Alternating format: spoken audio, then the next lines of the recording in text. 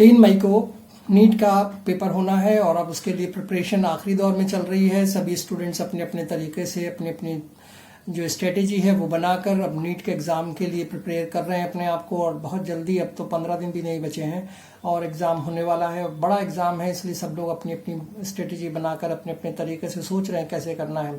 जहाँ तक नीट का सवाल है, जो इसमें टॉपर रैंक होती है वो 700 प्लस में आपके पास आना चाहिए। तब आप 700 प्लस अगर आते हैं तो फिर आप टॉप रैंकिंग में आते हैं। तो टॉपर अपने नोट खुद बनाते हैं, खुद से उसकी तैयारी करते हैं, कई बार मल्टीपल क्वेश्चंस की तैयारी करते हैं, रिवीजन करते हैं, बहुत सारे मॉक टेस्ट देते हैं, वीकली प्रैक्टिस करते हैं, डेली प्रैक्टिस करते हैं और अपने कॉन्सेप्ट्स को क्लियर कर लेते हैं। और यही वजह है कि जब वो एग्जामिनेशन के दिन देखा जाए, उनसे अगर बात की जाए तो बड़े कॉन्फिडेंट नज़र आते हैं और वो ऐसा लगता है कि उन्हें वो सारी चीज़ें पता हैं जो नीट के एग्ज़ाम में आने वाली हैं। लेकिन ये पहलू का एक रूप हुआ। अब कुछ ऐसे बच्चे भी हैं जो टॉपर नहीं बन सकते, लेकिन वो टॉप जैसी रैंकिंग को लाना चाहते हैं, वो करना चाहते हैं, तो वो क्या उनकी स्ट्रेटेजी रहनी चाहिए, आज हम इस बारे में बात करेंगे। नीट के एग्ज़ाम में जो आमतौर पे देखा जाए तो हर आदमी ये चाहता है कि वो एक स्टैंडर्ड अपनी वो एक स्ट्रेटेजी बनाए और उसको टॉपर से आगे निकलना उसकी एक स्ट्रेटेजी होती है कि वो जो टॉपर इस बार 700 के आसपास होते हैं वो उनसे कहीं आगे निकल जाए। तो ये स्ट्रेटेजी फॉलो करते हैं वो बच्चे जो बहुत अच्छे से सीरियस होकर इसकी तैयारी करते हैं। तो अगर वो टॉपर को जो आगे निकलना है तो जाहिर है कि उनको वो काम करना पड़ेगा जो टॉपर मिस कर रहा है। अब टॉपर भी कुछ चीज़ें मिस करते हैं, जैसे कि फॉर एग्जांपल अगर आप देखें कि एक्सपीरियंस के हिसाब से अगर आप इस चीज़ पे अनुभव के हिसाब से बात करें तो टॉपर भी कुछ चीज़ें ऐसी हैं जो मिस कर देते हैं। जैसे कि जो बच्चा जो है कॉन्स्टेंटली टेस्ट में परफॉर्म कर रहा होता है, जब कोचिंग के में टॉप कर रहा होता है, कई बार जो कोचिंग लेते हैं वो ऑनलाइन या ऑफलाइन कुछ भी हो, तो वहाँ पे वो टॉप कर रहा होता है। लेकिन जब एग्ज़ाम के दिन, नीट के एग्ज़ाम के दिन जब वो जाता है तो वो कई गलतियाँ कर बैठता है और यही गलतियाँ जो है उस टॉपर से दूसरे बच्चों को आगे निकाल देती हैं। जैसे कि वो क्या गलतियां होती हैं, जैसे वो कौन कौन सी ऐसी चीज़ें कर देता है जिसकी वजह से वो अपनी टॉप रैंकिंग को खो देता है। तो जैसे नीट का पेपर है, जो नीट का पेपर 60 to 70% जो है, आप मान लीजिए कि ये कंटेंट बेस होता है, लेकिन जो 30 से 40% पेपर है वो साइकोलॉजी बेस होता है। ये एक बड़ा इंपॉर्टेंट पॉइंट है कि 60 to 70% पेपर जो है नीट का वो कंटेंट बेस होता है, लेकिन जो 30 से 40% पेपर होता है नीट का वो साइकोलॉजी बेस होता है। साइकोलॉजी टेस्ट की जाती है वहां पर। जैसे टॉपर हमेशा साइकोलॉजी को ही मिस कर देते हैं। उनका सबसे बड़ा काम, वो अच्छे से पढ़ लेते हैं, सारी चीजें तैयार हैं, कंटेंट भी, ये भी सब, मॉक टेस्ट भी दे दिया, सब कुछ हो गया, लेकिन साइकोलॉजिकली वो राइट ट्रैक पे नहीं होते, उनको कहीं ना कहीं परेशानी होती है साइकोलॉजिकली, तो वो उसको मिस कर देते हैं और दूसरे बच्चे उनसे आगे निकल जाते हैं। तो नीट वाले दिन आपको पैनिक होकर अपना सिलेक्शन गंवा देना ये अच्छी बात नहीं है।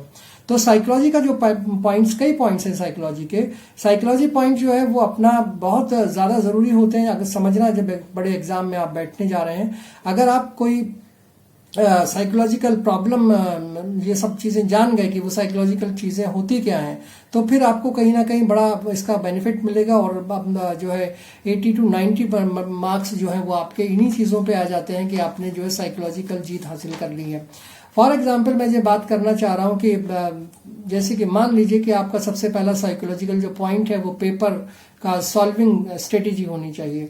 पेपर सॉल्विंग स्ट्रेटेजी से क्या मतलब है, अगर जो पेपर आपको मिलता है उसको जो सॉल्व करने की स्ट्रेटेजी है वो आपको जानना बहुत ज़रूरी है। आपको क्लियर रहना चाहिए कि जो आप लड़ाई लड़ने जा रहे हैं या जो आप, मान लीजिए आप क्रिकेट का मैच खेलने जा रहे हैं, अब वो क्रिकेट का आपको वर्ल्ड कप का मैच है, उसमें स्ट्रेटेजी आपने बनाई नहीं है, तो फिर आप वहां जाके फेल हो जाएंगे और फिर आपका जो वर्ल्ड कप है वो रह जाएगा। या आप कहीं सेना में हैं और आपको कहा गया कि आपको सीमा पर जाके लड़ना है, तो उसके लिए आपको स्ट्रेटेजिकली तैयार रहना पड़ेगा कि आपके पास कौन कौन सी स्ट्रेटेजी है, कि क्या हालात होंगे, तो उसके हिसाब से हमको कौन सी स्ट्रेटेजी को इस्तेमाल करना है। तो ये पॉइंट नंबर 1 है कि आपको ये पता होना चाहिए कि आपको कौन सी स्ट्रेटेजी लगानी है अपने एग्जाम को क्लियर करने के लिए, और वो भी टॉप रैंकिंग में। नीट के पेपर के दिन भी आपको ये साइकोलॉजिकल क्लियर होना चाहिए कि अगर टफ पेपर आएगा, मान लीजिए टफ पेपर आता है, 2025 में टफ पेपर आया था, तो अगर आपका टफ पेपर आता है तो 4 में से अगर एक क्वेश्चन आप छोड़ देते हैं, टफ पेपर है, आपको नहीं समझ आ रहा है, तो 4 में से एक क्वेश्चन आपने छोड़ दिया और उसके बाद आपको पैनिक नहीं होना। मैंने 4 में से कुछ, आप जैसे आपके पास 120 क्वेश्चन है, उनमें आप 4 क्वेश्चन पे, पर 4 क्वेश्चन में 1 क्वेश्चन छोड़ते जा रहे हैं क्योंकि वो आपको नहीं आ रहा। तो अगर आप इस तरह भी 4 क्वेश्चन में से एक क्वेश्चन छोड़ते हैं, वो हालात तब है जब आपके पास पेपर बहुत टफ है और वो आपको समझ से बाहर हो रहा है। तब जैसे कि 2025 में एक पेपर आया था, बहुत ही टफ पेपर था, उसमें से उस पेपर की स्ट्रेटेजी बनाकर अगर आप काम करें तो 4 में से कोई एक क्वेश्चन आप छोड़ दें और उसके बाद जो 135-140 क्वेश्चन हैं वो आप करें। तो 135-140 क्वेश्चन में आपके 540 नंबर से लेकर 560 नंबर तक आ जाते हैं, इजीली आ जाएंगे। अगर आपके इतने मार्क्स भी आ जाते हैं तो क्या आपको नीट में जगह नहीं मिलेगी? एमबीबीएस में बिल्कुल पक्का मिल जाएगी। ये क्या होगा कि आपने एक स्ट्रेटेजी बनाई है, आपकी पेपर बहुत टफ है और ये 500-600 नंबर तक जाना लोगों के लिए मुश्किल हो जाएगा और यहाँ पे आपकी सीट कहीं ना कहीं कंफर्म हो जाएगी एमबीबीएस की। तो ये डिपेंड करेगा कि आपका पेपर कैसा आता है। अगर टफ पेपर है तो आप उसमें से एवरी 4 क्वेश्चन में से अगर एक क्वेश्चन छोड़कर भी उसको करते हो और वो सही होना चाहिए, लेकिन तो फिर आपके पास इतना ऑप्शन बचता है कि आप 540 से 560 नंबर ला सकते हैं और उस नंबर जब आपके आएंगे तो आपको एमबीबीएस की सीट मिल सकती है। ये चीज तो हुई बहुत इंपॉर्टेंट कि अगर आप ये कर लेते हैं, ये स्ट्रेटेजी अपना लेते हैं तो फिर ये आपके लिए बढ़िया है। देखिए, पहले हमको करना क्या है कि पहले हमको सिलेक्शन देखना है कि हमारा सिलेक्शन होगा या नहीं होगा। रैंकिंग क्या आ रही है वो तो सेकंड थिंग है, क्योंकि आप पहले से अगर रैंकिंग के बारे में सोचने लगेंगे तो फिर आप स्ट्रेटेजिकली फेल हो जाएंगे। आपको पहले अपने क्वेश्चन पेपर को सॉल्व करने की स्ट्रेटेजी बनानी कि नंबर हमारे ज्यादा कैसे आए, कितने मार्क, कितने क्वेश्चन हम सॉल्व करें कि हमें बेस्ट से बेस्ट क्वेश्चन सॉल्व हो जाए ज्यादा से ज्यादा, और उसके बाद फिर हम सोचेंगे कि हमारी रैंकिंग क्या आनी चाहिए। तो ये तो हो गई पहली स्ट्रेटेजी। आप दूसरी स्ट्रेटेजी की अगर बात करें तो साइकोलॉजिकली पेपर को आपसे रिलेटिव ये एक दूसरी स्ट्रेटेजी है कि जो आपका पेपर आता है उससे रिलेशन इसका क्या है। देखिए, होता क्या है कि पेपर टफ अगर आया है सबके लिए टफ होगा, अगर वो आसान पेपर आया है तो सबके लिए आसान होगा। तो इजी पेपर और हार्ड पेपर तो सबके लिए होता है, जैसा भी पेपर सेट किया गया है। तो यहाँ पैनिक होने की जरूरत नहीं है। आप ये मत देखिए कि पेपर बहुत हार्ड आ गया है तो अब हमसे नहीं होगा, पैनिक मत होइए, आराम से बैठिए। ये दूसरी स्ट्रेटेजी है, अपना काम करिए। तीसरी चीज ये है कि अगर आपका पेपर जो है वो ईजी आ गया है, पेपर अगर इजी आ गया तो फिर आपको अब की बार क्या करना है, मैक्सिमम स्कोर करने की कोशिश करनी है। क्योंकि उस केस में अगर कट ऑफ बहुत हाई जानी है क्योंकि आपका पेपर आसान आ गया है, तो फिर आपको नेक्स्ट जो आपको कोशिश करनी है वो ये है कि आप ज्यादा से ज्यादा क्वेश्चन उसमें जितने हो सकते हैं वो उसमें सॉल्व कर दें। इसके अलावा जो नेक्स्ट पॉइंट है वो ये है, अगर आपको किसी भी सिलेक्शन में जो सिलेक्शन है, आप मान लीजिए कोई क्वेश्चन है आपके पास, वो क्वेश्चन आपको समझ नहीं आ रहा, फिर आप दूसरे क्वेश्चन पे गए, वहां भी समझ नहीं आ रहा, आप बायोलॉजी सॉल्व कर रहे हैं तो फिर आपको लगा कि अब ये भी मुझसे नहीं हो रहा, ये बायोलॉजी नहीं समझ में आ रही है, तीसरा भी समझ में नहीं आया। आप उस पर ज्यादा टाइम वेस्ट ना करें, अपने आप को आप स्विच कर दें दूसरे सब्जेक्ट पे। आपको केमिस्ट्री पे चले जाना है, फिजिक्स तो आपको सबसे बाद में ही करनी है, तो पहले आप बायोलॉजी को सॉल्व कर रहे हैं। अगर वहां बायोलॉजी टफ है, आपको समझ आ रहा है कि बायोलॉजी के क्वेश्चन मुझसे नहीं हो रहे हैं, फौरन आप केमिस्ट्री पे स्विच कर जाइए, केमिस्ट्री के क्वेश्चंस को सॉल्व करने की कोशिश कीजिए। फिजिक्स आप लास्ट में करते हैं, अच्छी बात है, और वैसे आपकी स्ट्रेटेजी है, हो सकता है कि आपको लगता हो कि हम पहले फिजिक्स कर सकते हैं तो कर लीजिए, उसमें कोई दिक्कत नहीं है। लेकिन जहां आप फंसने लगे, टाइम वेस्ट होने लगे, फट से आप दूसरे सब्जेक्ट पे स्विच कर जाइए। ये एक स्ट्रेटेजी हो सकती है। तीसरी स्ट्रेटेजी, चौथी स्ट्रेटेजी ये है कि जो साइकोलॉजिकली पॉइंट है वो ज्यादा ध्यान में रखने वाला है, वो ये है कि जैसे कुछ उस वक्त जब एग्जामिनेशन हॉल में आप जाएंगे तो वहां आपको पानी भी नहीं मिलेगा, गर्मी बहुत ज्यादा होगी, और कई बार हो सकता है कि आपका जो एग्जामिनेशन सेंटर है वो ऐसी जगह पर हो जो मार्केट के पास में हो, तो गाड़ियां गुजर रही होंगी, लोग गुजर रहे होंगे, आवाजें आ रही होंगी और आपको उसमें कंसंट्रेट करना पड़ेगा, पेपर पढ़ना आपको मुश्किल हो रहा होगा। लेकिन वो सब भी आपको झेलना पड़ेगा और उसको देखते हुए बहुत कामली आपको काम करना है। और उसके बाद आपको कोशिश ये करनी कि कंसंट्रेशन आप अपने पेपर पे बना के रखें। एग्जामिनेशन भी, जो एग्जामिनेशन हॉल है वहां भी जो एग्जामिनर आते हैं वो भी आपका टाइम वेस्ट करेंगे।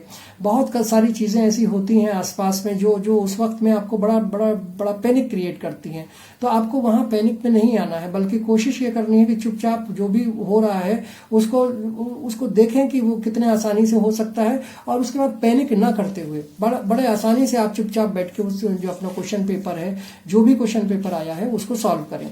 अगर आप ये सारी स्ट्रेटेजी अपना लेंगे तो आपको बड़े आसानी से आप पेपर को सॉल्व कर पाएंगे। और जो टॉपर्स हैं वो इन जगह पैनिक हो जाता है, तो वहां आप ये सब कर सकते हैं। अगर आप मिडिल लेवल की बात भी करें तो जो मिडिल लेवल के स्टूडेंट्स हैं वो भी ये स्ट्रेटेजी अपना सकते हैं। उनको भी अपने पेपर को इसी तरह कामली करना है, बिल्कुल घबराना नहीं है। अगर घबराएंगे आप पेपर को बिना पढ़े करेंगे या जल्दीबाजी में करेंगे या क्वेश्चन पेपर देख के आप हाथ पैर फूल जाएंगे, लगेगा बहुत हार्ड पेपर आया है हम कैसे करेंगे, तो फिर ये सब चीजें अगर आपने की तो जो पीछे वाले लोग हैं जो बहुत रिलैक्सली काम कर रहे हैं, बहुत आराम से बैठे हुए अपने क्वेश्चन को एक एक करके सॉल्व करते जा रहे हैं, वो आपसे आगे निकल जाएंगे। तो रिलैक्सेशन बहुत जरूरी है। और अगर आपको ये पेपर क्वालिफाई करना है, अगर आपको ये पेपर नीट का निकालना है, आप इसमें टॉप रैंकिंग चाहते हैं, आप इसमें एमबीबीएस बनना चाहते हैं, तो फिर आपको ये सारी स्ट्रेटेजीज लगानी पड़ेंगी। अब एक चीज और रह जाती है, होता क्या है कि जब एग्जामिनेशन हॉल में आप जाते हैं तो उससे पहले कुछ ऐसी चीजें हैं जो आपको परेशान करती हैं। जैसे कि 2025 में भी देखा गया कि कुछ बच्चे ऐसे थे जो एग्जामिनेशन रूम में बैठे हुए बात कर रहे थे, तो उस बच्चे का जो हो सकता है वो कहीं जान पहचान के रहे हों या रिलेटिव रहे हों, तो उनका पेपर का रिजल्ट ही नहीं आया, क्योंकि वो फिर ऐसी चीजें जो है वो एंट्री जो अवॉइड कर देता है, वो फौरन आपको उसे डिबार कर देता है आपके एग्जामिनेशन से। तो ये एक बड़ा स्ट्रेटेजिकल पॉइंट है कि अगर कोई ऐसा प्रॉब्लम आपको लगता है कि वहां कोई किसी से बात नहीं करनी है, पहली बात तो चाहे वो आपकी जान पहचान का हो या रिलेटिव ही हो, एग्जामिनेशन रूम में आपको उससे बात नहीं करनी है। दूसरी एक और चीज ये है कि जो पैनिक है, वो पैनिक तो होना ही नहीं है बिल्कुल भी किसी तरह से एग्जामिनेशन रूम में। अच्छा, जहां पेंसिल पेन की बात है तो पेंसिल और पेन भी आपको वहीं पर एग्जामिनेशन सेंटर पर मिलेगा, उसके लिए भी आपको परेशान होने की जरूरत नहीं है। आप अपने साथ कोई भी ज्योमेट्री बॉक्स, कोई भी लॉग टेबल या फिर कैलकुलेटर वगैरह बिल्कुल ले जाने की कोशिश ना करें, वरना आपका एग्जाम खराब हो जाएगा, आप पूरी मेहनत आपकी खराब हो जाएगी। एग्जामिनेशन हॉल में बातचीत करना अलाउड नहीं होता, बिल्कुल बात मत करिए। कैप मत लेके जाइए अपने सर पे, कोई बेल्ट या गूगल्स अगर आप इस्तेमाल करते हैं, अगर नजर का कोई चश्मा है तो ठीक है आप ले जा सकते हैं, लेकिन आप अगर सन ग्लासेस ले जाते हैं तो बिल्कुल मत लेके जाइए, इनको बिल्कुल अवॉइड करना है। तीसरी चीज जो है वो खासकर जो फीमेल्स हैं उनको जो है मेटेलिक कोई चीज नहीं लेके जानी है। मेटेलिक जैसे कि चेन होती है, रिंग होता है, या फिर और कोई चीज ऐसी मेटेलिक हो, जो वो वॉच है मेटेलिक वो, या नोज पिन है, ईयर पिन है, ये सब चीजों को अवॉइड करना। बिल्कुल आपको सादे सूदे बन के जाना है, कोई भी चीज आप वहां पर मेटेलिक न लेके जाइए, क्योंकि वहां आपको परेशानी हो सकती है। आई ग्लास का जरूर है कि अगर आप चश्मा लगाते हैं और वो आपका नजर का चश्मा है तो उसमें कोई प्रॉब्लम नहीं है, आप अपने साथ वो कैरी कर सकते हैं। पिछले साल ये प्रॉब्लम्स बहुत देखी गई थी कि जो मेटेलिक चीजें बच्चे लेके गए थे, स्टूडेंट्स लेके गए थे, उनको काफी परेशानी का सामना करना पड़ा था। तो आप बचिए इस चीजों से कि आप कोई मेटेलिक चीज लेके ना जाएं। पानी की बोतल का सवाल है तो पानी की बोतल वहीं पे आपको मिलेगी, आपको पानी मिलता है नहीं मिलता है आपको उसी में काम चलाना, लेकिन अपने साथ नहीं लेके जाना है। दूसरा, आपके कपड़े बहुत सोबर और सादे कपड़े पहनिए। आप अगर रात में जो कपड़े पहने उन्हें पहन के चले जाइए, कोई दिक्कत नहीं है, आपको बहुत अच्छे कपड़े पहनने की जरूरत नहीं है। सादे सूदे चप्पल पहन के जाइए, और बहुत ज्यादा उसमें आपको अच्छे कपड़े पहनना या अच्छे जूते पहन के वहां जाने की जरूरत नहीं है, क्योंकि वहां एग्जाम में आपको ये सब चीजें कहीं ना कहीं नुकसान दे सकती हैं। तो इन सब चीजों का आपको ख्याल रखिए। इसके अलावा क्या करना है, क्या ले जाना है, वो भी मैं आपको बता देता हूँ। ले जाने में आपको जो डॉक्यूमेंट्स हैं उनमें आपको अपनी जो एडमिट कार्ड है जो अभी आने वाला है कुछ दिनों में, एडमिट कार्ड को अपने साथ लेके जाइए। एडमिट कार्ड जो के साथ एक और आपका जो एनेक्सचर मिलता है वो उसके साथ आता है, जिसपे एक पासपोर्ट साइज फोटोग्राफ आप चिपकाते हैं, वो भी आपको ले जाना है। तो एडमिट कार्ड हो गया जो एनटी की तरफ से रिलीज होने वाला है, वो आपको लेके जाना है। पासपोर्ट साइज फोटोग्राफ लगाना है, जो आपको वहां पर एक एप्लीकेशन के साथ एक और फॉर्म मिलेगा, उसमें आपको प्रिंट आउट करके उसके ऊपर जो है प्रिंट आउट निकालना है, उसके ऊपर जो है पोस्ट कार्ड साइज आपको फोटोग्राफ लगाना है। 4 फोटोग्राफ्स जो आपने एप्लीकेशन पर लगाई थी वही आपको अपने साथ लेके जानी है, और पासपोर्ट जो साइज का फोटोग्राफ आपने चिपकाया है उस जैसे 2 फोटोग्राफ्स और आपको अपने साथ लेके जाने हैं। इसके अलावा जो है परफॉर्मा सर्टिफिकेट, मैंने आपको बता दिया कि जो परफॉर्मा सर्टिफिकेट आपको एनटीए भेजेगा उसको भी आपको अपने साथ ले जाना है।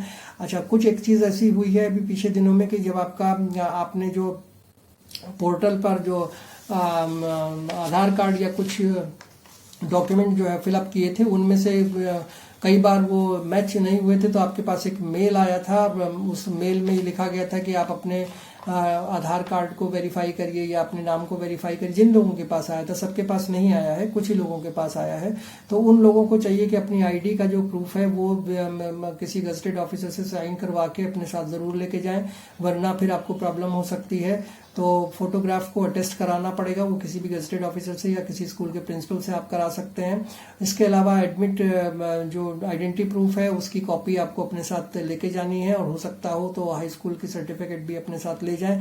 कई बार वो अगर मिसमैच होता है तो वो देखने के लिए मांग लेते हैं।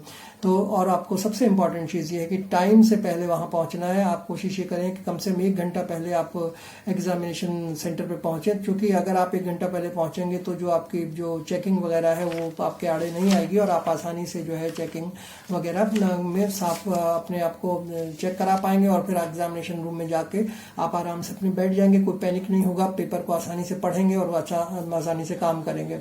कैसा लगा आपको मेरा वीडियो? पूरा नीट के बारे में, स्ट्रेटेजी के बारे में मैंने आपको बताया कि क्या स्ट्रेटेजी होनी चाहिए एग्जामिनेशन रूम में, क्या स्ट्रेटेजी होनी चाहिए आपकी, जो क्या क्या चीज़ें आपको अपने साथ लेके जानी है, ये सारी चीज़ें मैंने आपको एक्सप्लेन की हैं। बहुत कम दिन बचे हैं, तो अब आपको अपने माइंड को सेट कर लेना चाहिए कि अब एग्ज़ाम आने वाला है, तो ये सब चीज़ों को आपको कहीं ना कहीं इकट्ठा करके एक जगह पर रखना है, और उसके बाद अपनी स्ट्रेटेजी को दिमाग में रखना है कि कैसे हम सामने वाले को या जो टॉपर आने वाले लोग हैं उनसे कैसे आगे निकल सकते हैं। आप मेरे वीडियो को लाइक कीजिएगा, शेयर कीजिएगा, कमेंट कीजिएगा, और मेरे चैनल को सब्सक्राइब ज़रूर कर दीजिएगा। Thank you so much.